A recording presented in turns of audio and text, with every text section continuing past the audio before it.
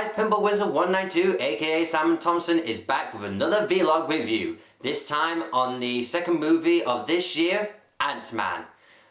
Just to give a heads up again, there will be spoilers ahead, so if you have not seen this movie, I suggest you stop this video and go see it now.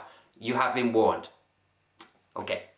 Right. I'm sorry, I'm going through I made notes. I'm not very good at remembering stuff in this movie. There's so much to talk about. It's really good as well.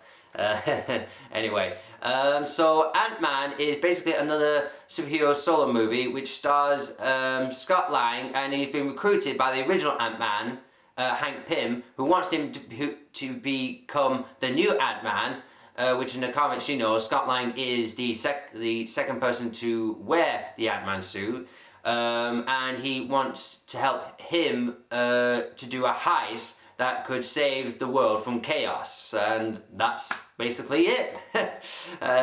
Originally, this film was going to be directed by Edgar Wright, but unfortunately he was booted off because the company wants to make it, you know, connected to the Marvel Cinematic Universe, and people were worried that, oh no, they're just gonna, you know, put too much Marvel reference in, and no, they didn't. It really fits in really well, and even though I still love Edgar Wright, you know, to direct this super movie, since he did a comic book movie before, Scott Pilgrim vs. the World, and did other good movies like the Cornetto trilogy.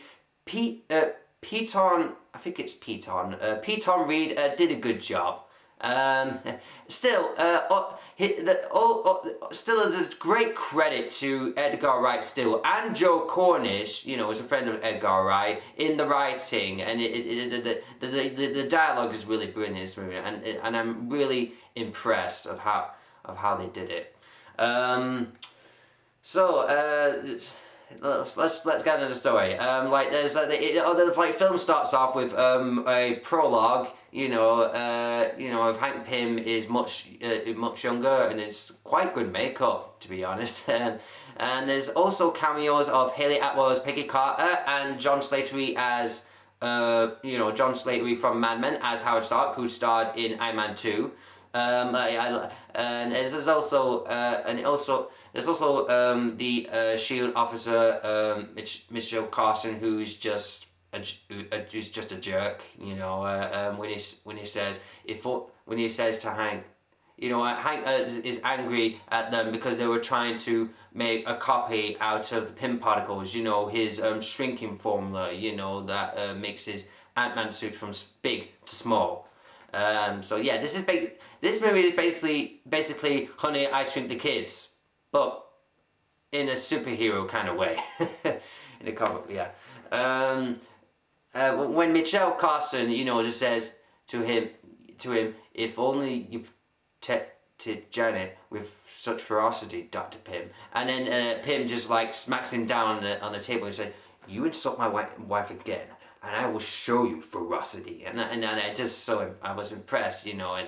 And Hank Pym, you know, is played by Michael Douglas, a fantastic choice of a character, and brilliant backstory, and the interaction with Scott Lang and Hope are great as well. And so in that prologue, he left S.H.I.E.L.D, you know, because he couldn't trust him anymore, you know, since he tried to copy his Pym particles.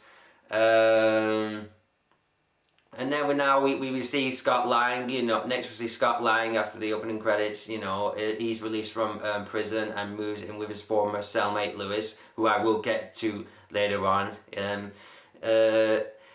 Scott Lang, he's played by Paul Rudd, and it's really a made in heaven. It's just such a great acting choice. He's a man of honor. He's got good morals and has a sense of justice to the point of being stubborn. He's a loving father, and he loves his daughter Cassie Lang so much. He was reluctant to become a criminal. He only did it to provide his daughter, as well as the fact that he couldn't get a job because of the record. Oh, sorry, I think I'm going too ahead. So yeah, that's Scott Lang. He's a great character. Lewis, he has a tip about a robbery they could do together, but Scott doesn't want to do any burglaring anymore. You know, because I want to get back to it. You know, want to fix things together. You know, want to get back to his daughter again. When he gets a job at Baskin Robbins, but was fired by his boss. You know, because of his criminal record. Well, that probably happens. It happens. Hank, we see Hank, who's older now, you know, present day. He gets invited to a presentation at PIM Technologies, the company he founded, but it's run by Darren Cross, you know, the current CEO, and the main villain's movie. I will get down to him. And his business partner, Hope Van Dyne, who is actually Hank Pym's and Jeanette Van Dyne's daughter. Darren shows like S.H.I.E.L.D. footage of Hank's mission as Ant-Man, which is from the 1980s, you know, which I think involves like the Cold War, I believe. The cross mentions like Tales to Astonish, which is like the first like appearance of Hank Pym as Ant-Man. Darren Cross has made like a weaponized suit called the Yellow Jacket. And he plans to like create a shrinking formula similar to Hank Pym's. Hope Van Dyne, Hank is worried about this as well as Hope Van Dyne. And she wants to like stop Darren's plans, but Hank refused. For some reason, but we will get down to that. But he knows a guy that can help them. Which is indicating it's Scott. And later we see Scott went to his daughter's birthday party, and when I look, and we get to see Cassie, and she is the most adorable character I've ever seen, and she is just great, and I love her acting, and she does great dialogue. I mean, when she got the present, you know, and she's just saying, he's so ugly, I love him. I was like, aww. I mean, yeah. If I get a toy that's not like that brilliant, and it's like what that peddler said in the opening of Aladdin, it's not what outside matters, it's what the inside that counts, sort of. And also we get to meet, you know, like the the soon-to-be stepfather of Castle Lang, Paxton. He's like giving the cold shoulder to Scott Lang, you know, since he's been in prison, and he failed to, like, you know, do child support. I was feeling like he was gonna when I was like in the cinema, you know, seeing this character, you know, he was like, you know, he started, and I was worried, oh no, is he gonna stay that way? And I think he should, and I just want to be, you know, die, so I don't really care for him at all. But no, he doesn't really die in this movie, and actually, he turned out likable in the end. You know, since you know, Scott Lang turned to a hero in this movie, and you know, Paxton is really surprised by his act of heroism, and so yeah, they're cool. Again, too far ahead, but you know what I mean when I say that. Scott's ex-wife, Maggie, I think she's played by the same one who played the mother of the two dumbass kids in Jurassic World. He encourages Scott, her ex-husband, to be the hero that Cassie wants her to be. Since he's unable to hold a job because of his criminal record, Lang agrees to join Lewis's crew and commit the burglary. Now, this is where I love Lewis, you know, played by Michael Pena. You know, he's Spanish. He's like the most funny and enjoyable character in the movie. Like, he's very energetic, loyal to Scott. Michael Pena really did a great job on this character, and I love his fast talking about information from word of mouth. You know, it's like sort of like friend of a friend phrase. You know, and the side characters, you know, Dave and Kurt, they're enjoyable and funny as well. So yeah, he's like talking information that he's got from his cousin that he knows of his teammate, you know, in a softball game. You know, he's dating this housekeeper of an old man's house, and you know, he's just like lip syncing of what she says.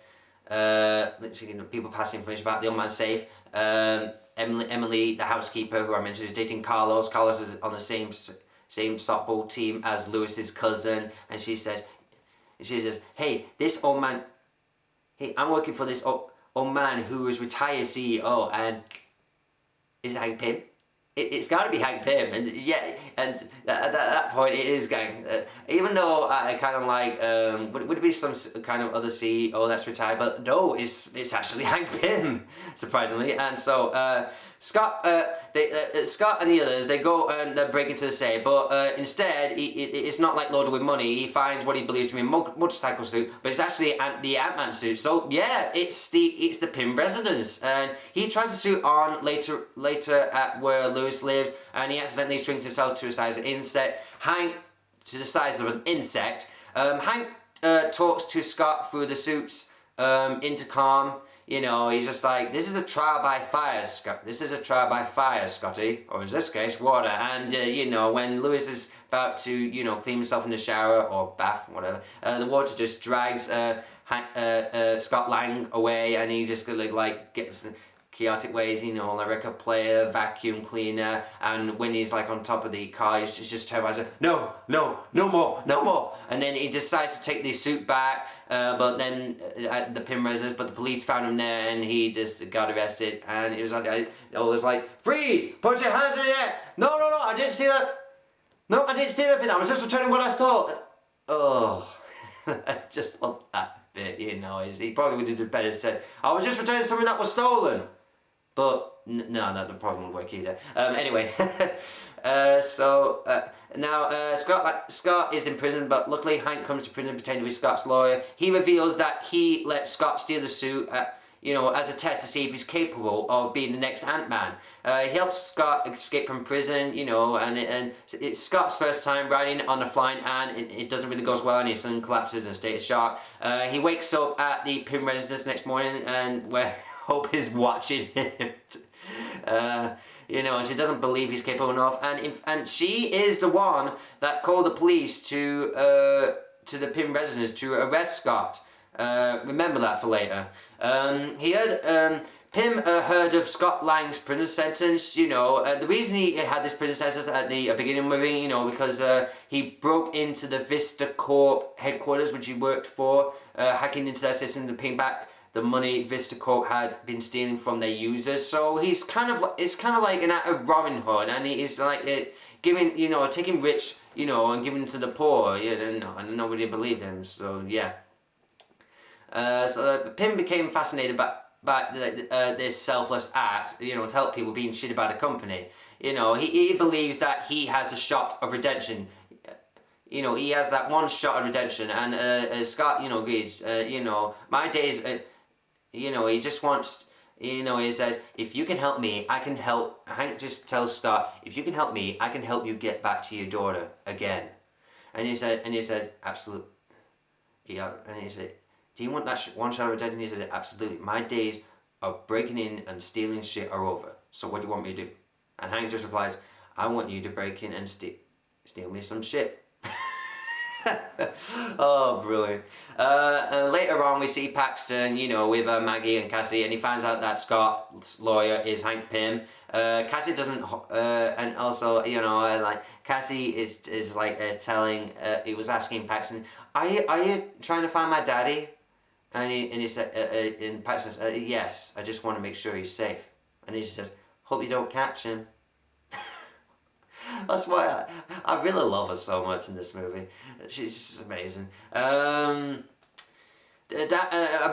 this movie, Darren Cross uses lambs as test subjects, you know, for his own shrinking formula, you know, despite Hope's protests, until finally one of his tests became successful.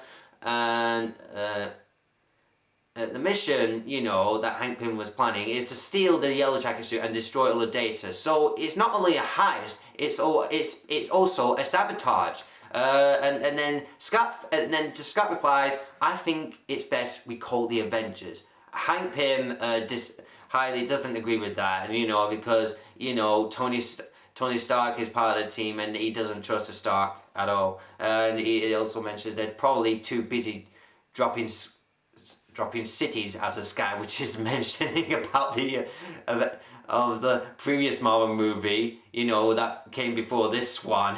I really hope Sokovia is okay over the past months. And Hank gives a good speech, just rallying speech to Scott. Since Hope, just came in and she wants to do the mission instead of Scott, because he still is not capable enough. But Hank says no, no, no, no way. There's more. This will be revealed later on. Why he doesn't want Hope to, become the next Ant-Man. And Scott says, she's right. Why don't you be the Ant-Man? You don't know how it feels, Scott. I want you to make it feels like, just it's not about saving their world. It's not about saving the world. It's about saving theirs. It's your chance to have the look to get the chance to look in your daughter's eyes.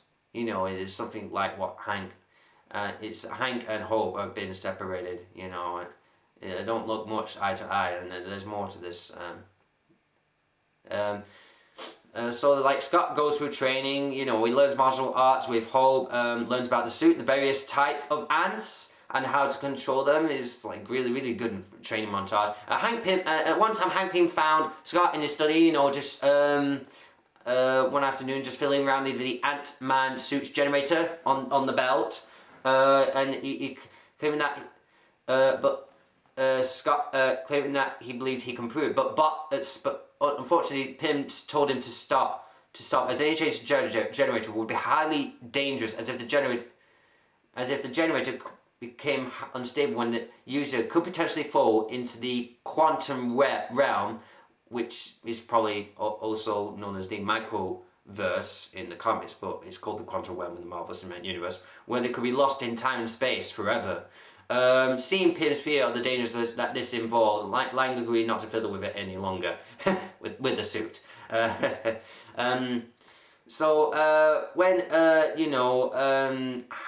Scott Lang and Hope had this pep talk, when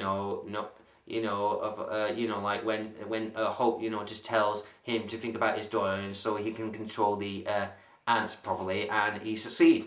And then later on, Hank reveals why to his daughter how Janet Van Dyne, aka the original Wasp, the original Wasp is not around. She died. In the 1980s, during the Cold War, she sacrificed herself to stop a Soviet missile by shrinking it into subatomic size, which transport you into the quantum realm, which I mentioned a bit earlier, to penetrate the missile's titanium shell. Though managing to disable the missile, she did it in a subatomic quantum realm. Yeah, I said that again. Doing so and was lost seemingly forever. Hank was lost in his own grief, and he sent his daughter away to boarding school. And this is why she's trying. And over the years, she's trying to just go away to get to the quantum realm and possibly find her and bring her back. He doesn't want to put her the same fate. He doesn't want to keep her. He just doesn't want to have her daughter suffer the same fate that his wife did. And when there's a tender moment between father and daughter, Scott is like, "This is beautiful. This is really awesome. I ruined the moment, didn't I?" And Hank just says, "Yes, Scott, you did." And he just goes, "Right, I'm gonna go make some tea." Oh, this is why it's so humorous in this film. Even though there's good human adventures involved on, this brings up the funny bits up to a maximum. It's just good. So to put his training to the test, Pym sent Scott Lang on a mission to steal a device, from one of Howard Stark's old facilities, which would help them on the mission. But unluckily, there's a twist here. Lang quickly reported that the facility became the new Avengers facility, which was guarded by the Avengers. This is the building that was shown at the very end of Avengers Age of Ultron. Scott gets, and guess who shows up? Sam Wilson, aka the Falcon. Scott gets into the role with him, and also he just reveals his identity. He's like, "Hi, I'm Scott," and Hope just said, "Did you just say, 'Hi, I'm Scott'?" Even though Scott doesn't want to hurt the Falcon too much, you know, since he's a big fan of the Avengers, but he has no choice. He has to get through him to get the device. And it's a great fight, and in the end, Ant-Man wins. It's and the dialogue at the ending, you know, when the Falcon loses, he just says, "It's really important to me that Cap never finds out about this. Really important to me. Please do not tell." And Scott managed to get the device. When they got back, and when he got back, you know, when they're gonna like start doing the mission, Darren traveled to Pym residence, you know, to kill, you know, Hank Pym, you know, since he's no use to him, you know, since Darren created the shrinking formula, you know, the cross particles himself, the imitation of the original Pym particles. You know, after he told his former mentor of his when he arrived, he found the door unlocked, and he overheard Pym speaking with Scott Lang and Holt Van Dyne before discovering plans throughout the house for what appeared to be elaborate heists into Pym technologies to steal the Yellow Jacket suit. Before Darren could study his plans further, which luckily are covered up by Scott Lang, you know, when he was controlling the ads. Good thing in there. Cross-greeted his friend Wally and invited him, you know, to the presentation of the Yellow Jacket as Darren's greatest achievement, which Pym accepted. With his mentor agreeing to come, Darren left the house. You know, and Darren just asked him, "What do you really see in me?" And he just says, "Myself." "And why did you hold me back?" And he says, "I saw too much of myself." It's really good dialogue and like tense moment there. Hope is worried that he knows of Pym's plans, and Darren triples, you know, security, which Hope agrees to, you know, to keep him, you know, not really suspicious enough, but he probably knows anyway. Scott plans to get him through the wall, but since like, you know, there's the security is tripled, Scott Lang plans to go through the water main with the help of Lewis, Dave, and Kurt. You know, he's like mentions, we need a fake security guard in the inside, somebody else to hack into the power supply, and a getaway guy. Hank is like, no, not those 3 wombats, no way. And unfortunately, he has to go along with it. And when they act him funny on that, he says, "Oh, we're doomed." Oh, it's just amazing. So yeah, Lewis gets inside, you know, as a fake security guard. You know, gets in to drop the water level while Scott ants, you know, build a raft, which is really good. The ants look, even though there is CGI on the ants, but they look brilliant. You know how they work together. You know, with Scott Lang. So they go on a raft, you know, to transport in the pipe. Is there something else I forgot to mention? Well, Falcon, yeah, there was a good plot in the story representing the continuation of the Marvel Cinematic Universe.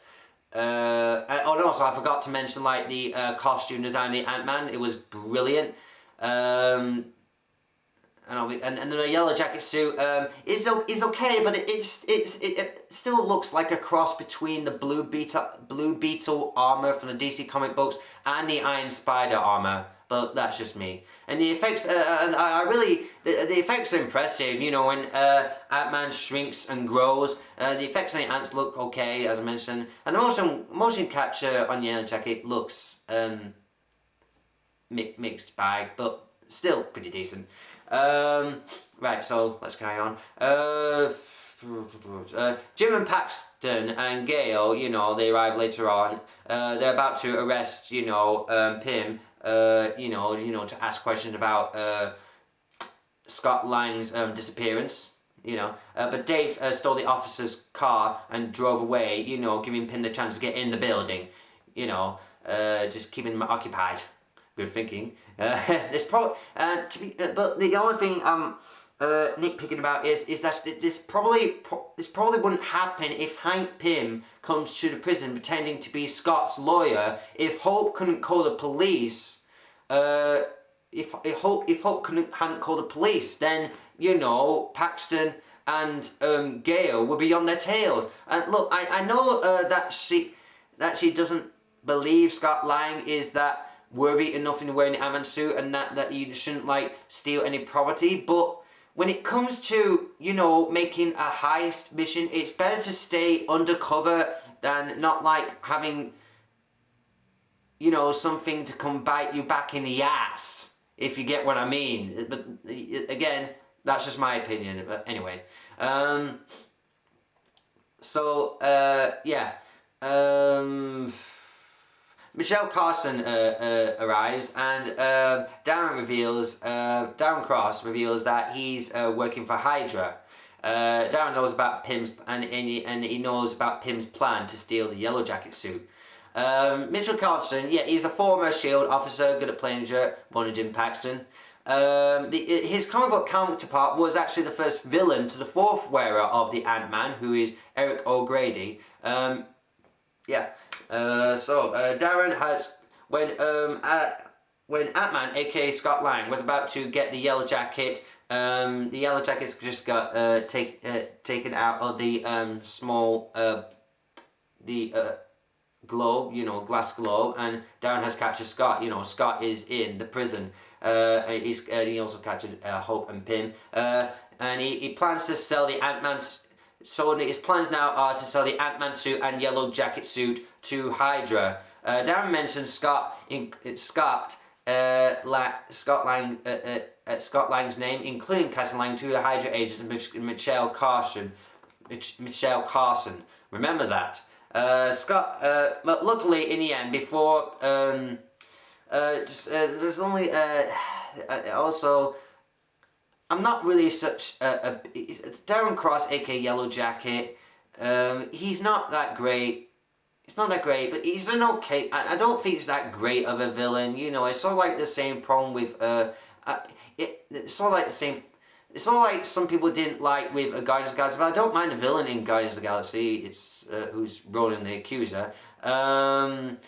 He's a decent villain. But still, I think he would have made a brilliant Lex Luthor instead of Jesse Eisenberg in Batman vs Superman. Really, he looks the part. Even though I did mention in one video that Billy Zane would be great as Lex Luthor, but this guy could take the cake. Really. Not much backstory. He's obsessed with the Pym particles in the Ant-Man suit. And it is not much of an explanation why he's, you know, it's like one is when he's like, he ordered like these Hydra agents, you know, to kill Hank Pym, and when Hope says this is not you, it's the particles altering your brain chemistry, and I was like, what?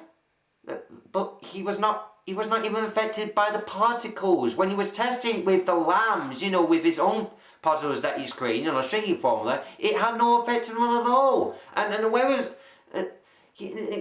there was no like real reason why he was crazy before, but he was crazy. He was only crazy. He only got crazy. He only was crazy when he was using the when he was shrinking later on with the Yellow Jacket suit. So why would Hope say that? It's probably like some sort of just trying to, you know, convince him it's like sort of a lie or something, but I don't know. It just came out of nowhere. I don't like even see you know, Darren testing himself, you know, with his own particles or shrinking formula. You get what I mean. But maybe if there was a latest scene, that probably would have helped. But I don't know why it wasn't. Anyway, luckily Scott Lang manages to break free. Then he and Hope knock out all the Hydra agents. Pym gets shot by Cross.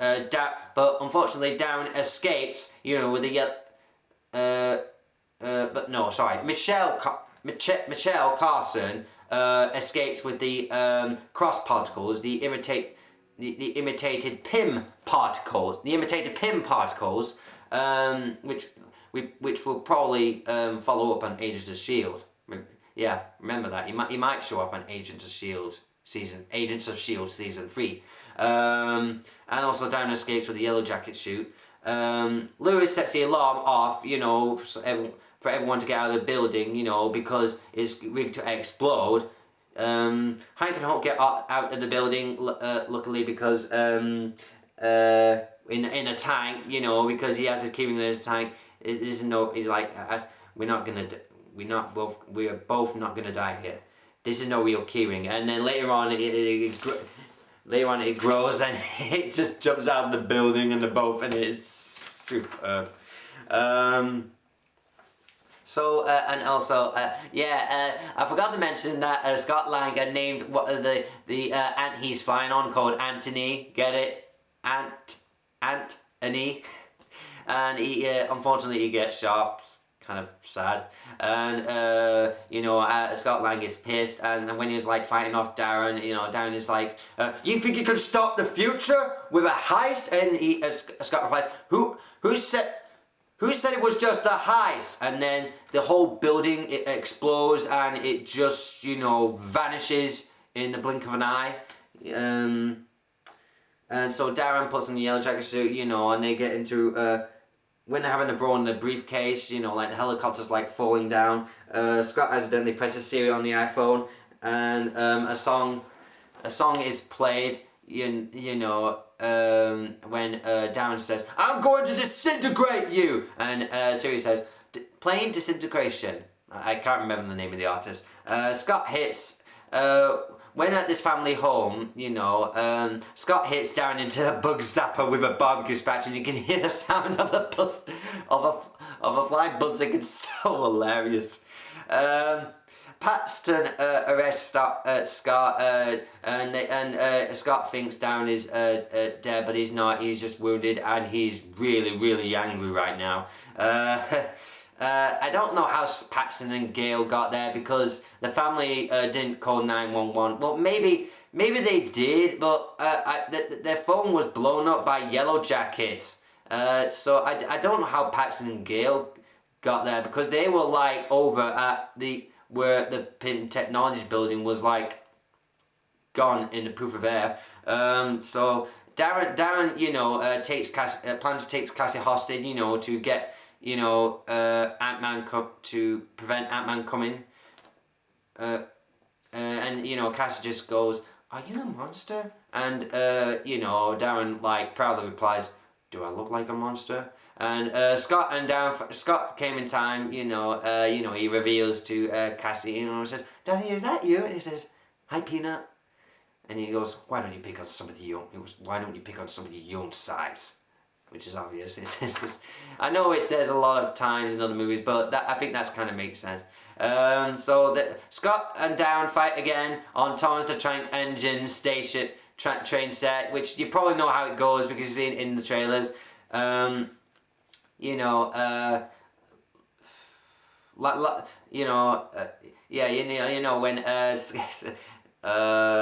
oh yeah, you remember, you remember, when Darren, aka Darren Cross, aka the Yellow Jacket, was on the train track, when he's get thrown on a train track, when Thomas Tank was going to run him over and he goes, "Ah," and then Thomas Tank just go, it's like it's the most funniest part I ever loved. It's just brilliant. Lewis, Dave and Kurt, came along, to where Cassie, Lang and Maggie lives, as well as Paxton, to help out, but they've been blocked by the police, so they just like reverse back. It's just, no, let's just go back it up. Yep, back it up. Just back it up. Back it up. Let's not interfere. I think Scott can handle this. Let's back it up. Back it up. Back it up. I know they repeat it again, but it's so perfectly timed. This, this moment in the movie is just so good. In order to defeat Darren. Lang tried to use some of the devices that Pym gave him, often missing cross and and either shrinking or enlarging band, and often missing one of the devices like shrinking or enlarging random items. Well, it's basically enlarge, like enlarging an ant. You know, when the ant runs out and Gale just saw it like, that's one messed up looking dog, and he never could tell like an ant, really, could he? Oh, that's ridiculous. And also, Thomas the Tank Engine got enlarged as well. It's hilarious. But in order to defeat down Scott, Scott Lang has no choice but to go subatomic, you know, shrink small enough to get past through the atomic structure of the titanium layout of Cross's suit. You know, Lang apparently disabled the Yellow Jacket suit and caused Down to vanish into thin air, just like the PIM Technologies building earlier on. So Scott is the quantum well, so it's like all hope is lost. But in this resolution, to return to his daughter and survive, Lang retrieves one of the enlarging devices which he used against the Yellow Jacket, aka Darren Cross. It places it into regular of his suit, which Hank earlier on tried to warn him not to mess around with, but he's taking that chance anyway. You know, he's just trying to have a little faith. And his attempt to return to normal size is successful. And so, yeah, Pym, later on, Pym spoke to Scott Lang about what he remembered, you know, from his experiences in the quantum realm, and unfortunately, although Lang assured him that he has no real recollection of what happened to him in there, although he has gained no real evidence about the realm, Pym was just like really impressed how he survives, you know, and then he just thought, like, is it possible? You know, just like looking at the photo of him and his wife Jeanette, and who's in the quantum realm, and Hope Van Dyne. You know, there's like some hope that there might be a chance that Jeanette Van Dyne will be back.